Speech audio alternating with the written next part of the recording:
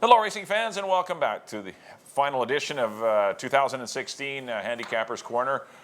This will be the Breeders' Cup. Very special edition. Yes, the 9-race Breeders' Cup. It's going to be a great afternoon at Santa Anita. Lots of money on the line, including the $6 million Breeders' Cup Classic, which will be the final race of the day, race number 12, featuring California Chrome and Arrogant. It's a real deep field and a good renewal this year of the Breeders' Cup. As so they all are. There's not many bad Breeders' Cup. Yeah, as we were just saying, there's a... Boy, that's a bad card. You don't say that about Breeders' Cup. You don't say that about Breeders' Cup. 4 or 5 page races. The thing about Breeders' Cup, it's always very tough because you have horses coming from all over the world with extremely ones on their good forms. That's why they're here. That have never run against each other. Yeah. So it is tough to handicap, but we are going to do our best to try and get you headed the right direction. We start off at 12:05, a little bit after noon on Saturday. Will be the first Breeders' Cup race. It does go as the 4th race on the Santa Anita card, and that is the Juvenile Fillies going a mile 16th over the main track.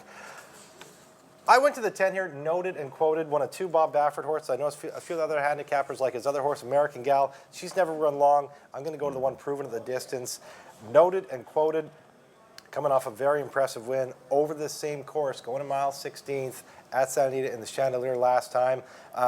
Took command, only won by half a length. But the thing about Baffert horses, they're never short. She could have gone farther and would have still got there. I got noted and quoted, Top Connections, Bob Baffert, and Rafael Bejarano on top of Sweet Loretta, another one with Top Connections, Todd Pletcher, Javier Castellano, undefeated daughter of Tappet. Does not get much better than that. And she's run 5 furlongs, 6 furlongs, 7 furlongs, got a 75 buyer. She's a Tappet out of a Bluegrass Cat mare. She will get the distance. That doesn't bother me. And absolutely just galloped in the spin-away last out at Saratoga. That was in September, so she's had a little time off. But, I mean, it's Todd Pletcher. She'll be on her game. I got her in the 2nd spot. And I put Dancing Rags, the Graham Motion Barn, a daughter of Union Rags. I just like the way she's progressing. Another one that did win at Keeneland, going a mile 16th over a dirt course in the Archibald. Won pretty comfortably by length over Daddy's Little Darling, who is in here today. But just her progression. First out of maiden special weight, she runs 3rd, gets a 52 buyer. Comes back in a maiden special weight, wins comfortably, 63 buyer. Comes back in a grade 1, wins comfortably, 73 buyer. She's going the right way. She's a bit of a price. I got her in the 3rd spot, 10, 5, and 8 for me. Yeah, it's a tough race. Obviously, when you have 2-year-olds, a lot of them have never run at Santa Anita. It's going to be a real difficult handicapping and never run against affair. Each other. One I didn't pick, just to start off with, one I didn't even pick that I think might end up being the best horse in the race is the 7-horse, Jameson and Ginger. Has done so many things wrong in her brief racing career. Even broke slow when she won by 15 lengths. She's a Bernardini out of a really nice mare, Ginger Brew. Yeah. She's but she does, I think, too many things wrong to win this race today because there's too many seasoned horses in here that have done a lot of things right. And with 2-year-olds, that's what wins you don't races. Win Breeders' Cup races by doing things wrong, unless you're like 9 million. Yeah, you got to be 100, unless you're a Rossi, but you got to be on your game. I see speed in here, Drew. I see a lot of speed. I'm going to try the 3-horse Valadorna for Mark Cassie and Julien Leperoux. This horse ran first time out, ran 2nd to Queen Bernardina, who ended up being a stakes-placed runner. Did a lot of things wrong in her debut. Got bounced around leaving the start in a 2-turn race at Keeneland and just destroyed the field in 1:44.2. And you'll note that was on October 7th.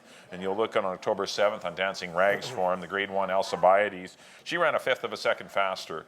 And I know it's really hard to play that game sometimes, but at least it shows she's in the game and off of a maiden win. I'm not huge on times, but it's the same day. So when it's the same day, then it is comparable. That means something. It was only 3 races later that Dancing Rags ran, and I know they're totally different fractions, but this horse flew the last part. I just see a lot of speed, I think, and Mark Cassie's just having a career year. He's just, his 2-year-olds especially are doing really, really well. 203 wins. Yeah. That's impressive. That is. But I'm going to put Valadorna on top. I put the 4-horse Yellow Agate from Belmont. I'm going to go with all the Eastern horses here. Yellow Agate, undefeated, broke her maiden first time out. Then sat in behind a pretty fast pace in the Frisette, but still outgained Libby's Tail, who ran a huge race. Those 2 were 9 lengths clear of the 3rd horse, Colorful Charades, who's also in this race. But Yellow Agate has done a lot of things right, hasn't done anything wrong, and deserves respect. Manny Franco rides. And I put the 5-horse Sweet Loretta, Todd Pletcher, Another one undefeated, dead heated last time, but still run a big race. But I thought Valladorna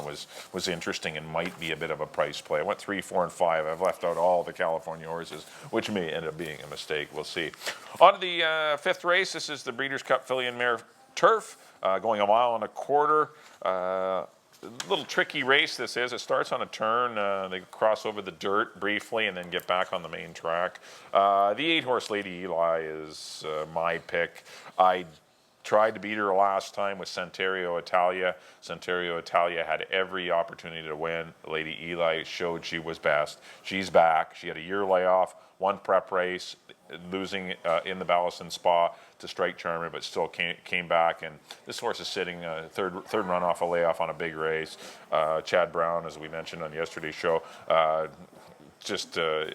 he's a grade 1 trainer, and his horses are running huge races. Lady Eli, I know she's the favorite, but she's really alive in here. Put the 3-horse for your man Aidan O'Brien in for second, 7th Heaven. Ryan Moore rides. Didn't get the best of trips last time. Did lack some room. I watched the replay of the race. It wasn't brutal, but still it was a Group 1 race going 1.5 miles. Shortens up to 1.25 miles. Might be a better trip for her, even though she's won a couple times at 1.5 miles. But she's nicely drawn in Gate 3. Gate 3 is a perfect draw because it does start on a turn. You need to get into some position, and I think 7th Heaven will be pretty live in here. And I put the 4-horse Avenge off of her grade 1 win at Santa Anita at this distance. I know she got things pretty easy on the head end, but still she fought on bravely in 1:58 and 2. I know they'll run probably. They won't run that fast. That track was pretty fast that day, but still she ran a big race. And Richard Mandela has this filly on a 3-race winning streak. Mandela does a great job prepping horses for big days, and I think Avenge shouldn't be overlooked. But Lady Eli looked really good last time. The tracks are a lot slower back east, 1:59. Anytime you break 2 minutes in Belmont, it's pretty nice. I went 8, 3, and 4 though in the Filly Mare Turf. I flip-flop your top 2, of course, and went to my man Aidan O'Brien. Attaboy. I like this You're filly, loyal. 7th Heaven. As you mentioned, she won 2 Group 1s, 2 Oaks, 1 at the Curragh, 1 in Great Britain. Yeah. Both comfortably going 1.5 miles, 2 starts back. The Derby Irish Oaks, she wins comfortably a field of 11. That's the thing about these European horses too. A lot of the horses we see over here, they run in 5 and 6 horse fields. These horses run in 12, 13 horse fields all the time. Beat 10 others in the Derby Irish Oaks, beat 11 others in the Yorkshire Oaks. Did get in trouble a little bit last time, as you mentioned. It wasn't terrible, but she did lack racing room. She's the daughter of Galileo, arguably the hottest sire on the planet. Out of a Johannesburg mare. Johannesburg, of course, won the Juvenile. Aidan O'Brien, Ryan Moore, 7th Heaven for me in the Filly Mare Turf. Lady Eli, obviously, is the horse to beat. I do have her picked in the 2nd spot under Chad Brown, and another guy who's having a phenomenal year. And she's coming into this race in good form. Only 2 starts this year. Started late August. She had colic. She had a lot of things going on physically. She had a couple of big problems, which caused her to have a year and a bit off. Yeah, but she comes, just gets being her first start back, makes no mistake in her second.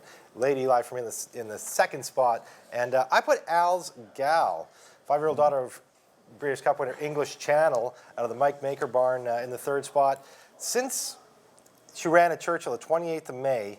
She's had 5 starts, 3 wins, 2 seconds, and just seems to be coming in this race in the right way. Just won the AP Taylor at Woodbine, going this exact distance by 1.25 miles. It was a hard race, and she did stick it out. So I put Al's Gal at a bit of a price in the 3rd spot. 385 for me in the Filly and Mare Turf. Got to get through all these pages. Yeah, 5 of them. On to the Sprint. Race. Always a great race. This is a shorter one.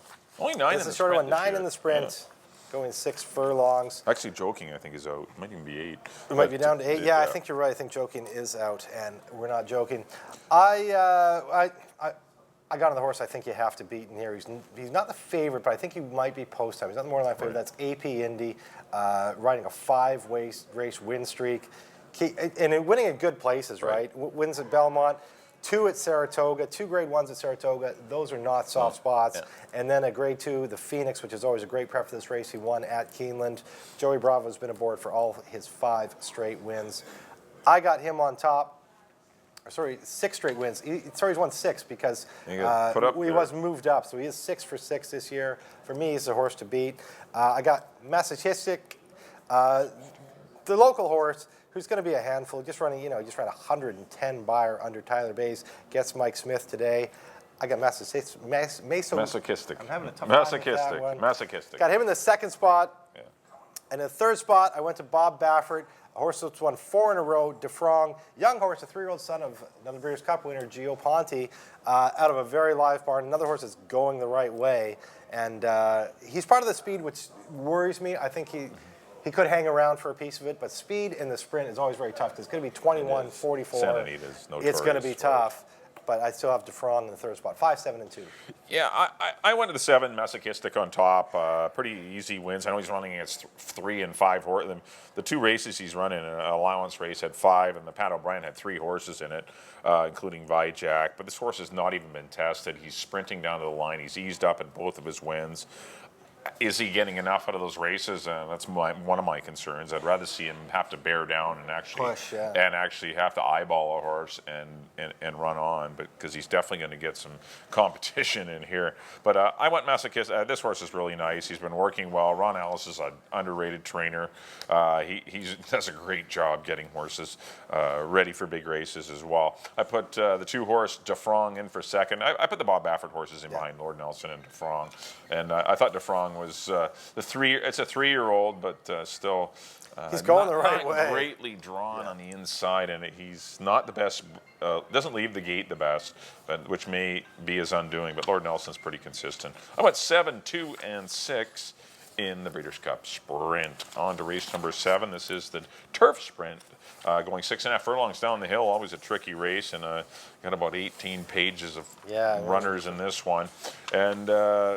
I always like to try and get to the outside in these races. If you have like 3 or 4 horses that are comparable in ability, and they have the 2, 3, and 10 hole, well then you'd take the 10 because they seem to get a little bit better trip because they make the right-hand turn after they go down the hill, and then the left-hand turn. It just seems like you're not going to get in as much trouble when you have the outside draw. But I went to the 9 horse a lot. Chad Brown, Javier Castellano. Lacks grade 1 ability, but still I thought he was absolutely brutalized at the start, and it cost him any chance of defeating Tourist, who was in the Breeders' Cup Mile, a turf mile. There was no pace, 24-2, 48-2. This horse did amazing work to be second. Prior to that, another dreadful beginning. I'm just hoping he's not a dreadful horse leaving the gate every time. But he was better than Pure Sensation back in June, but was really victimized leaving the gate and just had another tough trip. Prior to that, he won in 1:19-1 going 7/8 of a mile, which is about this distance, defeating Green Mask, who's a grade 1 winner, or a graded winner. And I just think a lot is going to get a good pace to run out. I see the 1 going, Pure Sensation. I see the 2 obviously going. I'm just worried about the speed of, obviously his mile speed. Is that good enough to get him the lead going 6.5 down the hill? I don't know. And that's my concern with him, especially at a short price. He's got Mongolian Saturday on his outside. I just see a lot of speed in here. And I see the 9 horse a lot getting a nice trip. Javier Castellano, a brilliant rider. He wins big races. I put the 12 horse in for second, shortening up after a good run behind Vijak and obviously going a mile. I think the 6.5 with Gary Stevens will suit him to a T. Nicely drawn in gate 12. And I put the 8 horse Washington, D.C. for Aidan O'Brien. First time Lasix, Ryan Moore, Aidan O'Brien. This horse has got some huge races in Group 1s. Was in the Prix de l'Abbé de Longchamp at Chantilly last time. My grade 8 French coming in. You speak handy. French too. Yeah, I got a name in French. I don't know if I was any good at it, but we're going to fool anyone that thought I did good there. But Washington, D.C., still a live horse. Big races, one of the best sprinters in Europe, so he's a big chance as well. I went 9, 12, and 8, and you can make a case for a boatload of them in here. I got the same 3, actually. We landed on the same 3 here, but I did put Washington, D.C. on top. Of course, my man Aidan O'Brien. But this is what I like about this horse. I mean, he's running in huge fields, 17, 19, 17 horses. The straightaways, but... But his last 4 races, he's got 3 seconds. They were all 5 furlongs. You go back earlier on in his form. He wins going 6 furlongs. He wins going 7 furlongs. I think 6.5 is going to hit him right in the head. Those races that are 5, I think they're just a little short for him because he's coming and he's not quite getting there. I think 6.5 down the hill. He's in the 8. He's going to be, as you mentioned, He's towards live. the outside. I got Washington, D.C. on top for Aidan O'Brien to win about his 10th Breeders' Cup race this year. If I'm right. Yeah, you're going to have a big... If Aidan O'Brien has, a good year, you're I going to will be have a like, good year. you're like Hall of Fame material in Breeders' Cup picks. Obviously is my second pick, a very live horse. One that's shortening back. He's run this distance 3 times. He's got a win in 2 seconds to show for it. And he's been running far and getting good buyers for 106, 108, 104 in his last 3 races at Saratoga and Belmont. Now he cuts back, gets Flavien Prat, very hot rider. I got him in the second spot, and I put Alm, as you mentioned, under Gary Stevens. He has to be respected here in the third spot for Dan Hendricks. What were my numbers? 8, 2, and 12 in the sprint. On to the Juvenile for the boys. Field of 10 or 11, here. Goes as the 8th race. Runs about 2:45. I've gone a knot this time. I love this horse. I've watched all his races. This is my early Derby pick out of one of my favorite stallions. I love this horse when he ran Giant's Causeway. That last one at Churchill Downs. He's not Aidan. Oh yeah, Aidan O'Brien trained Giant's Causeway. Yes, what I mean. Of course. Yes. That last race at Churchill was impressive. Had to be watched to be believed. It was so impressive. He just absolutely glided away from them. 145-1. He went quicker than the older horse Stake that day at Churchill. Not this time. This is my Derby horse. Love him in here. I put Gormley, undefeated horse out of the John Sheriff's barn for the Mosses, of course, of Zenyatta and Giacomo fame. Victor Espinoza, who's looking for a very big weekend, does ride Gormley. And got a 93 buyer last out in the front runner. He's on home court. That can make him very dangerous. Got him in the second spot. And I put Classic Empire. Son of Pioneer of the Nile, of course. What a 3-year-old he had last year with American Pharaoh. Basically an undefeated horse. He lost his rider in 2-start back in the hopeful. Other than that, he's a perfect 3 for 3.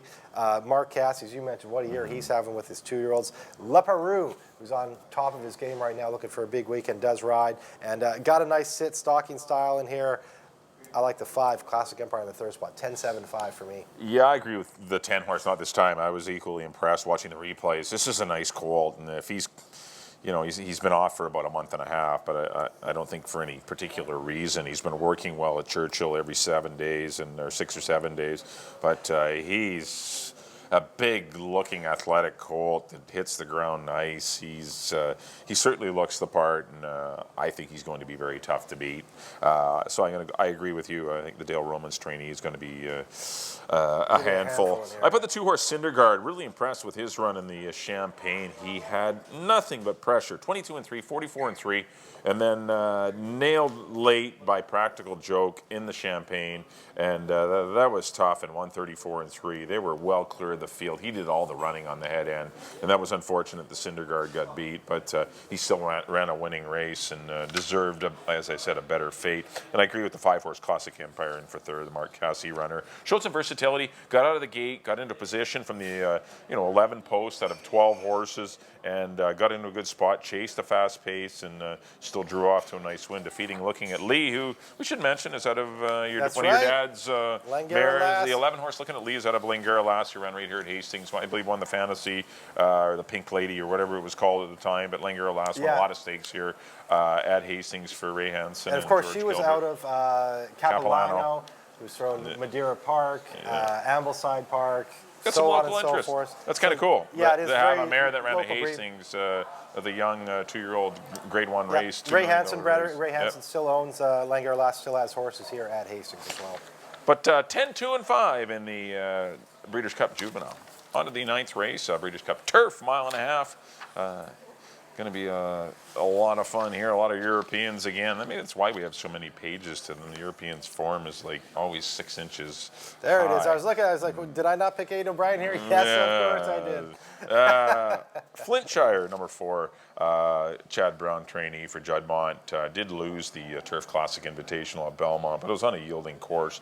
This horse loves firm ground. You look at Saratoga, the Sword Dancer, firm ground. Any firm ground, this horse has been solid. Yielding course, got him beat last time. That will get any horse beat, the wrong kind of ground, and I think Flintshire will get back on track. Javier Castellano and Chad Brown. Put the 3-horse Ecto in for second. pretty easy score in the Turf Classic, but that was because Flintshire didn't look like he handled the track. Made a couple of runs at Ecto and did not obviously get by him, but still, he's a horse that's got some good races as well. And I put the 10 horse Found in for third. The filly going against the boys again, but she did win the Turf last year, the Breeders' Cup Turf at Keeneland, defeating Golden Horn, who was the heavy favorite, and Big Blue Kitten.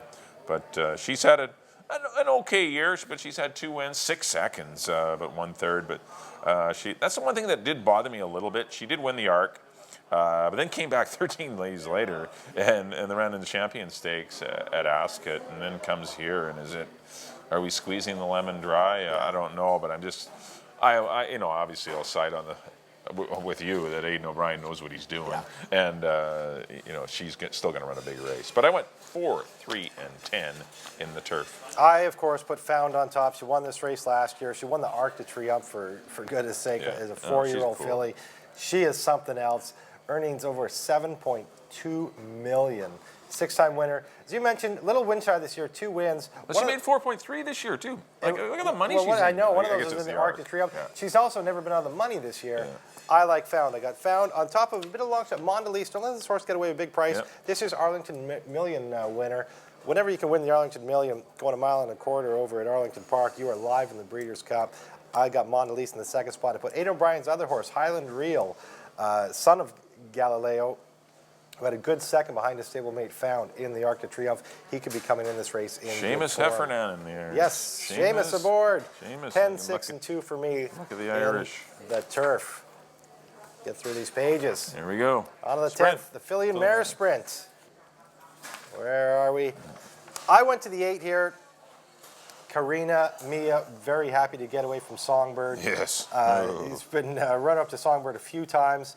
Now she gets back to a 7-furlong race, and I think this is, coming off that 1/16 race at Parks behind Songbird. Who's going to beat her? I think it falls squarely in Karina Mia's lap. Bill Mott, Hall of Fame trainer, he knows what he's doing. Top connections. Julian Leperoux goes to the lead. I think, maybe comes from off the pace actually being a sprint. She can go to the lead going long, but she might try and come from off the pace a little bit here. As we saw back when last time she went 7 furlongs at Churchill, she made a nice closing move, won by 6 that day. I like Karina Maria on top. Yep. I put Have You Gone Away in the second spot, 5-year-old daughter of Congrats. 3-race win streak for Thomas Morley and John Velasquez aboard. Another one with a nice stalking style. In these sprint races, the speed is always so quick. You want to be close, but you don't want to be on the lead because you get pressured and these races go so quick. They just burn you up. I like Have You Gone Away in the second spot. And I put the 11, Irish Jasper, the Chad Brown trainee in here. 2 back-to-back very good races. Grade 2 last time in Keeneland. And you can't count out Chad Brown. Number 11 for me. What did I go? 8? 8 to 11. 8 to 11 for me. I have the same 3, Drew. I just flip-flopped a couple of them at the end. I agree with the 8, Karina Mia. Just a horse that's happy to get away from Songbird. Been battling head-and-head. Was on the inside of Songbird last time. Of course, she did really well to hang on for second, and when you get put away at the far turn by a champion mare, and once again she faced her in the Oaks as well at Saratoga. Was trying to win the race. Julian Leperoux really pushed the button. Tried to get her through the 6 furlongs in 1:11 and 3 in the mile and 36 flat, but fell apart the last 1/8 of a mile because of he was trying to win the race. But 7/8 should hit her perfect. I went Karina Mia. I agree with the 11, Irish Jasper. This filly's going the right way, nicely drawn in gate 11.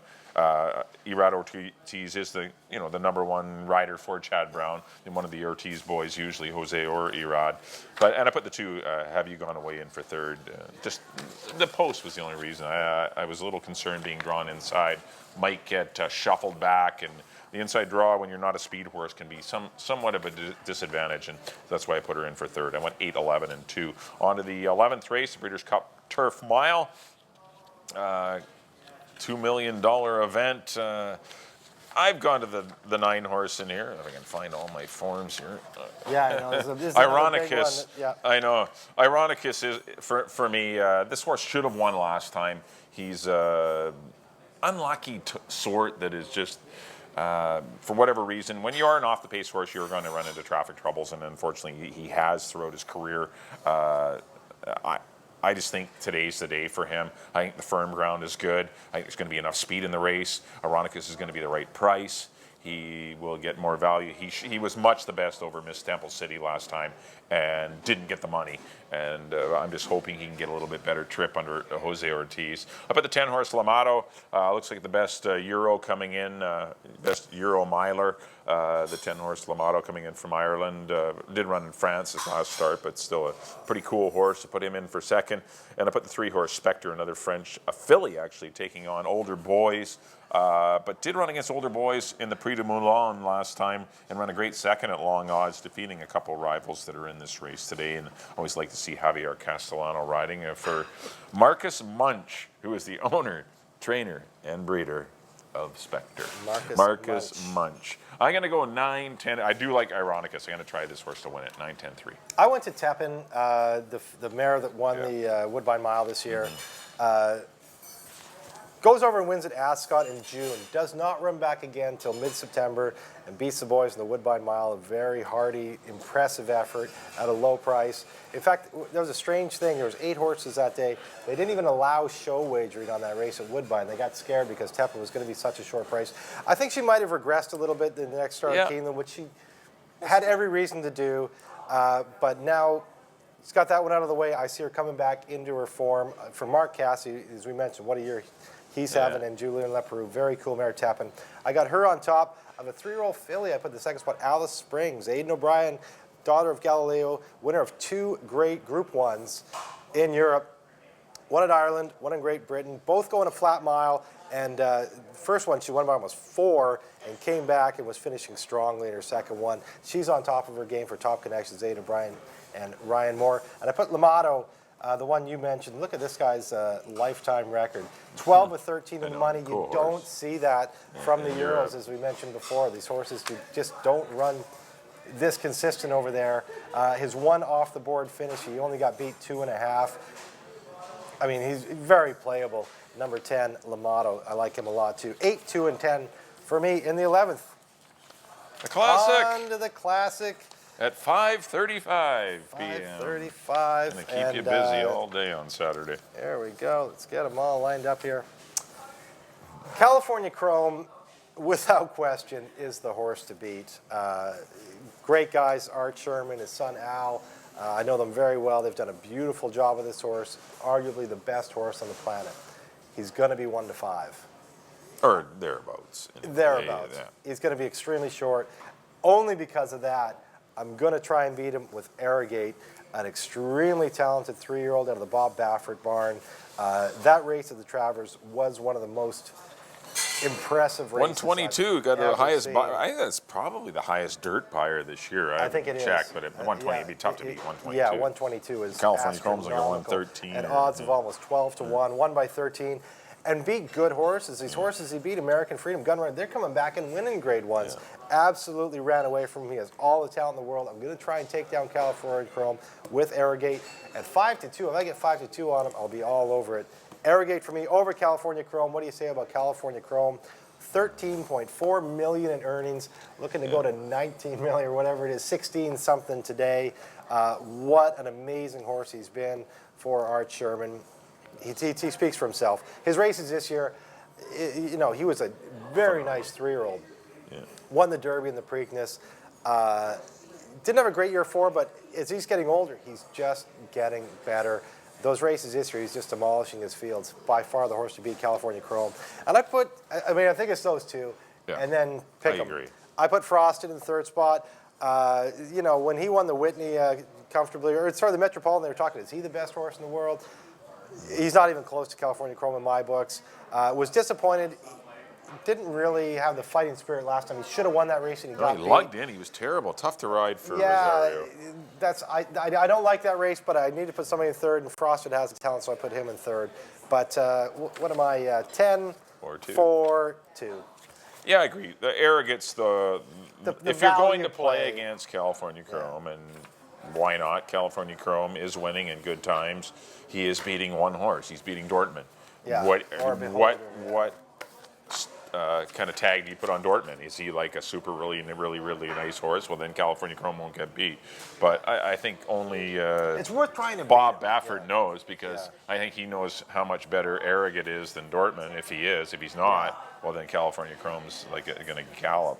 But Arrogate is still green, still doing some things wrong, not breaking great. Which in a race like this where you can't give away a length or two or anything, it may get him beat, but physically, he's every bit as good as California Chrome, I think, and he showed it in all of his races. But he's still. That last one was is he ready yet? It's only his sixth lifetime start, and we must remember that. And I think the 10 hole helps him, because he will likely break slow, because that's what he does. But at least on the outside, he can kind of gallop up and get in position, maybe on the outside of Melatonin. And if he can get that spot on the outside of Melatonin, he can beat California Chrome. If he isn't fast enough leaving there and lets Melatonin clear and California Chrome gets out in the 2-pack, because he will come off the rail. Espinoza always likes to ride California Chrome off the fence, and if he can. He's drawn the inside his last 2 starts, but that's where he would prefer to be. But 10 and 4, 4-10. I mean, they're both interchangeable. I mean, you're splitting hairs here. And I put the 1-horse FNX for Jimmy Jerkins and Flavian Pratt. Good runner-up effort to Opportunity last time. Had a lot of trouble in the race. He's run well at Santa Anita in the past, and I don't mind FNX. But as you said, it's 10-4 or 4-10, and then Frosted, Keen Ice, FNX, Opportunity. They're all interchangeable. The next layer of horses, but I think 4 and 10 are up here, and the balance of the field are really quite a few lengths behind. I went 10, 4, and 1 to close out Breeders' Cup. What is it? Breeders' Cup 33 or something like that. What was it? 1986. 84. 1984. So it is Breeders' Cup 33. 33. No, 33 inclusive. It's the 33rd renewal of the Breeders' Cup. Am I that old?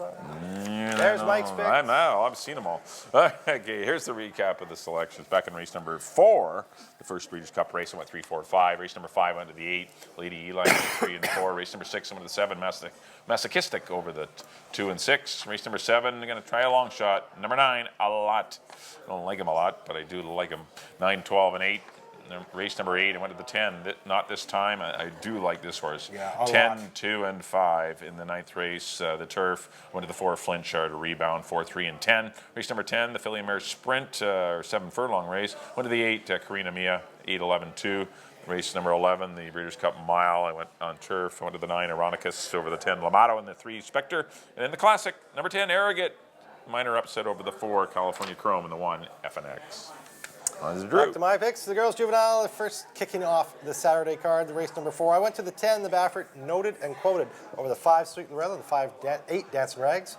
The 5th, I went to the 3 Seventh Heaven over the 8 Lady Eli and the 5 Al's Gal. In the 6th, I went to number 5 AP Indian, over AP Masochistic and 2 Different. Yeah, AP Indy would look good. Well, you might get beat sprinting. No, you would. Yeah, we're going long. Maybe in the Classic. In the 7th, number 8, Washington, D.C. over the 2, obviously, in the 12, Ohm. In the juvenile, I agree with Mike. Love this horse. Number 10, Not This Time, over the 7, Gormley, and the 5, Classic Empire. In the 9th, looking for Found to repeat her Breeders' Cup win over the 6, Mondelez, and the 12, Highland Reel.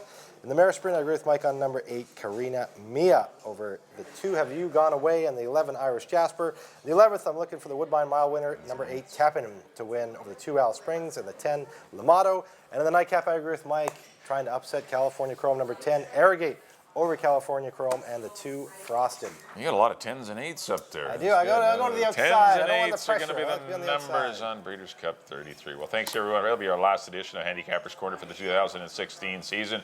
Thank you to our loyal viewers for tuning in. Hopefully we've helped you out. And hopefully you have a great weekend. Should be a lot of fun. First Breeders' Cup race. 2:25 on Friday. Yep. 12 o'clock basically. 12 o'clock on the Saturday. And, of course, the Classic goes at 5:30. So 5.5 hours of shenanigans and fun on the Saturday program. Should be a lot of fun. On behalf of Drew, thanks, everyone, for tuning in to Handicappers Corner. And once again, simulcasting throughout the winter. Come on out to the Derby Bar and Grill. Lots of great food specials. And come on out and enjoy some simulcast racing throughout the winter. To watch the races. Yes, it is. On behalf of Drew, thanks, everyone. We'll see you next time here at the Derby Bar and Grill.